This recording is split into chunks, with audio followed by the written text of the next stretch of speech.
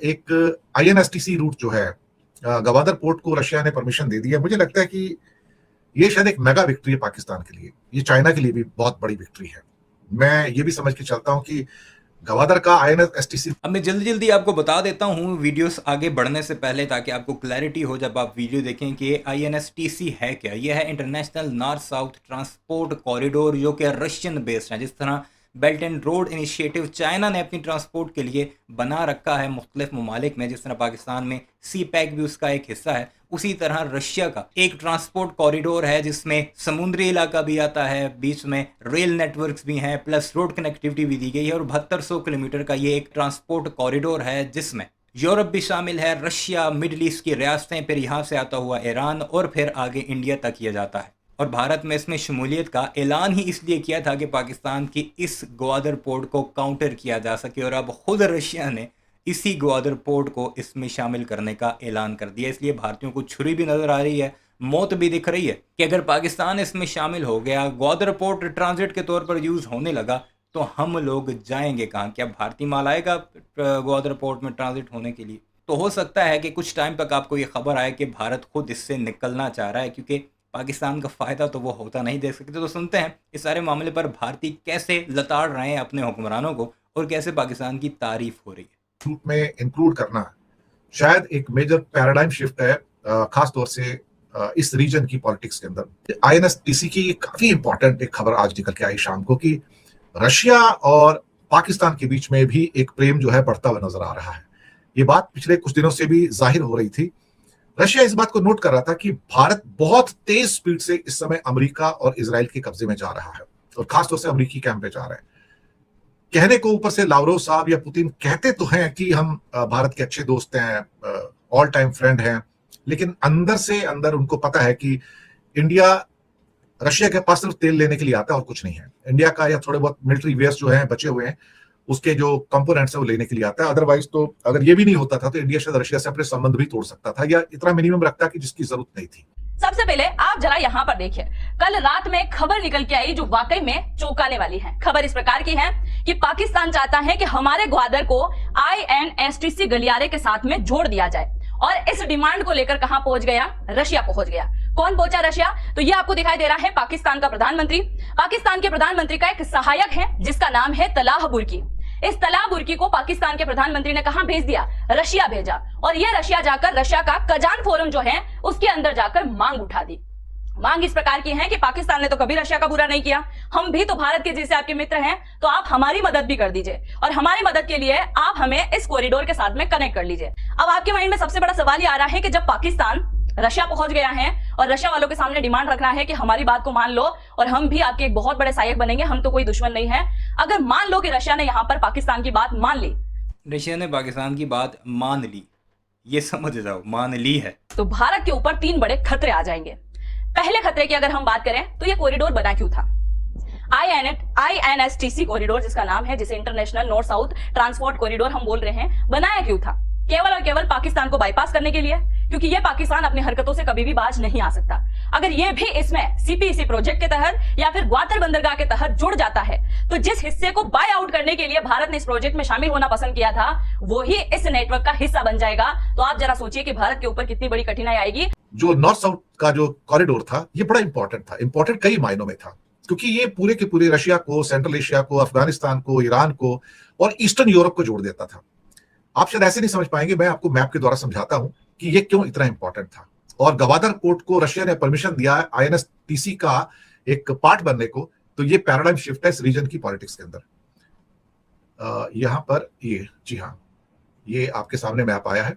इस मैप को आप देखेंगे तो आपको पता लगेगा कि इंडिया से शिप चलता है तो उसके 2 तरीके हैं। एक तो पूरा रेड सी में से होके सुएज कैनाल का चक्कर काट के भूमध्य सागर यानी कि मेडिटेरेनियन सी, उसके बाद इंग्लैंड और फ्रांस के बीच में से क्या कहते हैं इंग्लिश चैनल क्रॉस करके, फिर उसके बाद ऊपर का जो एक बाल्टिक सी है वहां से होके आप सेंट पीटर्सबर्ग पहुंचते हो। ये ब्लू लाइन के अंदर दिखाया हुआ रूट है। लेकिन एक रेड लाइन का रूट जो है, जो यहाँ से चबहार पोर्ट जाते हो या बंदर अब्बास भी जाते हो ईरान में, और वहां से एक ऊपर कैस्पियन सी पड़ता है। कैस्पियन सी के अंदर बंदर अंजाली है। बंदर अंजाली से जा सकते हैं या बाई लैंड रूट भी जा सकते हैं, और ये आप शॉर्ट रूट के द्वारा सेंट पीटर्सबर्ग और मॉस्को तक पहुंच सकते हैं, और इसके द्वारा अजरबैजान हो या फिर आप सेंट्रल एशिया है वहां पर भी आप पहुंच सकते हो। ये रूट बड़ा इंपॉर्टेंट था।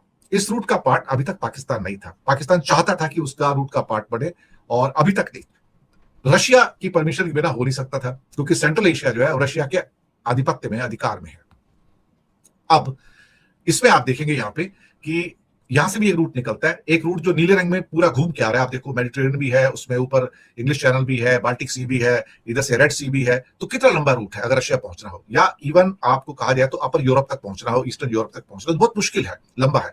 जबकि ये जो INSTC जो था, ये international north south trade corridor, ये बहुत छोटा पड़ता था कि यहां से निकले बंदर अब्बास गए या चाबहार पोर्ट गए, वहां से सीधा कैस्पियन सी होके वहां पे जहाज चलते हैं, वहां पे कंटेनर डालिए और आगे से फिर ट्रेन चलती है, वो आपको रशिया के किसी भी कोने तक ले जाती है। और ईस्टर्न यूरोप की कनेक्टिविटी है। ईस्टर्न यूरोप के अंदर बहुत सारे देश हैं, तो भारत की साइड से बहुत सारे जो व्यापार होता था, इवन चाइना का, साउथ ईस्ट एशिया का जो व्यापार था, वो यहां से होता था एक्चुअली। तो ये शॉर्ट रूट पड़ता था, क्योंकि जो भी माल भारत से जाना है वो पाकिस्तान के ग्वादर से होकर जाएगा, और जो भी माल भारत के अंदर आना है वो वही ग्वादर से होकर जाएगा। तो ये हमारे दुश्मन देश के अंदर आने जाने वाली बात हो गई है। इसीलिए भारत कभी नहीं चाहेगा कि इस प्रोजेक्ट के अंदर पाकिस्तान शामिल हो जाए, क्योंकि इसे ही तो हटाने के लिए कहीं ना कहीं ये प्रोजेक्ट बना था। तो पहली कठिनाई तो आप समझ चुके हैं कि ग्वादर बंदरगाह का हमें सहारा लेना पड़ेगा। दूसरी बात अगर हम बात करें तो चाइना पहले से ही प्रत्यक्ष रूप से पाकिस्तान के अंदर बैठा हुआ है, और पाकिस्तान को इस प्रोजेक्ट से जोड़ना, यानी कि अप्रत्यक्ष रूप से चाइना को इस प्रोजेक्ट से जोड़ देना। क्योंकि आप सभी जानते हैं कि इस पाकिस्तान के अंदर CPEC प्रोजेक्ट चला रखा है ना। इसी पाकिस्तान के बगल में अफगानिस्तान की अगर हम बात करें तो यहां से होते हुए इसने बेल्ट एंड रोड इनिशिएटिव लगा रखा है। तो यहां से एक सड़क मार्ग निकल रहा है, तो चाइना को टाइम भी नहीं लगेगा कि यहां पे भी एक नए प्रकार की सड़क जाल वो बूंद देगा। ऑलरेडी यहां पर सड़क और रेल मार्ग बना चुका है। तो अप्रत्यक्ष रूप से भारत के सबसे बड़े दुश्मन को शामिल करने वाली बात होगी, और जब वो यहां पर शामिल होगा और इन फ्यूचर अगर भारत चाइना का युद्ध हुआ तो हमारे लिए सबसे बड़ा सुरक्षा का खतरा यहीं से दिखाई देगा। क्योंकि व्यापार केवल तेल, गैस या खाने पीने की चीजों का ही नहीं होता है, कई सारी ऐसी चीजें होती हैं जो सीधा भारत पहुंचती है, जिसके अंदर हमारे सैनिकों से रिलेटेड भी चीजें होती हैं। तो वो सीधे तरीके से बात किसके पास जाएगी? चाइना के पास में। तो ये भी हमारे लिए एक बहुत बड़ी कठिनाई वाली बात है। तीसरी सबसे बड़ी बात, भारत के करोड़ों रुपए बर्बाद हो जाएंगे। भारत के करोड़ों रुपए कैसे बर्बाद होंगे? ये आपको दिखाई दे रहा है हमारा देश। हमारे देश से थोड़ा सा आगे चले तो ये आपको दिखाई दे रहा है पाकिस्तान। पाकिस्तान से आगे जाते हैं तो ये पाकिस्तान के साथ में ईरान की बॉर्डर साझा हो रही है। ईरान में इस जगह है ना, ये इसका ग्वादर बंदरगाह है। ग्वादर बंदरगाह से 120 किलोमीटर की दूरी पर ईरान का एक बंदरगाह है जिसे हम चाबहार बंदरगाह कहते हैं। और इसी चाबहार बंदरगाह को डेवलप करने के लिए भारत ने करोड़ों डॉलर यहां पर खर्च किया है, करोड़ों डॉलर। ये इस प्रोजेक्ट के अंदर जुड़ जाएगा तो सीधे तरीके से माल यहां से भी जा सकता है ना। तो ये भारत के लिए एक नाकामी वाली बात होगी कि भारत के करोड़ों रुपए पानी में चले जाएंगे। अब एक नक्शा और देखिए यहां पर आप पाएंगे इस नक्शे के अंदर की चबहार पोर्ट भी, बंदर अब्बास से जो रोड जा रही है ऊपर बंदर अंजाली को, उसको आप क्लियर कट देख सकते हैं यहाँ पर। जी हाँ, चबहार पोर्ट जो इंडिया ने डेवलप किया था अब वापस दे दिया गया है। तो बंदर अब्बास के साथ जो रोड तेहरान की ओर जा रही है और ऊपर अंजाली पोर्ट के ऊपर जा रही है, ये वहां पर आप देखेंगे तो मॉस्को जाने का रूट बहुत क्लियर आपको नजर आता है। यहाँ पे बीच में बाकू भी पड़ता है यहाँ पर, अजरबैजान का। अब इसके साथ में पाकिस्तान भी है, वो बताता हूं आपको मैं यहां से। इस नक्शे को अगर आप देखेंगे तो आपको पता लगेगा कि यहां पर चबहार पोर्ट या बंदर अब्बास से आप सीधा रशिया जाते हैं और सेंट्रल एशिया जाते हैं, ईस्टर्न यूरोप को भी जाते हैं। एक राइट का जो मैप है इसमें आप देखेंगे कि गवादर पोर्ट बहुत ज्यादा दूर नहीं है चबहार पोर्ट से। चबहार पोर्ट बॉर्डर के ईरान और पाकिस्तान बॉर्डर के करीब 70-80 किलोमीटर इधर, और ये 70-80 किलोमीटर इधर, बस टोटल मिला के 140-150 किलोमीटर का फर्क है दोनों में। एक अगला मैप पे शायद आपको पिक्चर ज्यादा क्लियर नजर आएगी। अब यहां से देखिए कि आप सीधा यहां से, ये जो गवादर पोर्ट है, गवादर पोर्ट से आप सीधा चबहार पोर्ट के कनेक्शन को आते हैं, बाय रोड आते हैं, और फिर आप कैस्पियन सी होके बहुत आराम से आप रशिया और ईस्टर्न यूरोप को सप्लाई कर देते हैं। एक्चुअली ये रूट चाइना को भी चाहिए था, मैं आपको बताऊं। सच कहा जाए तो इस रूट की जो जरूरत थी वो चाइना को भी थी, और चाइना के लिए चूंकि गवादर पोर्ट चाइना का पोर्ट है, चाइना ऑपरेटेड पोर्ट है, तो वो सीपैक रूट का एक पूरा जो एक होता है चाइना पाकिस्तान इकोनॉमिक कॉरिडोर का महत्वपूर्ण हिस्सा है। यहाँ पे चाइना का नेवल शिप्स भी रहते हैं, सबमरीन्स भी रहती हैं। यहाँ पे चाइना ने एक इंटरनेशनल एयरपोर्ट भी डेवलप किया है।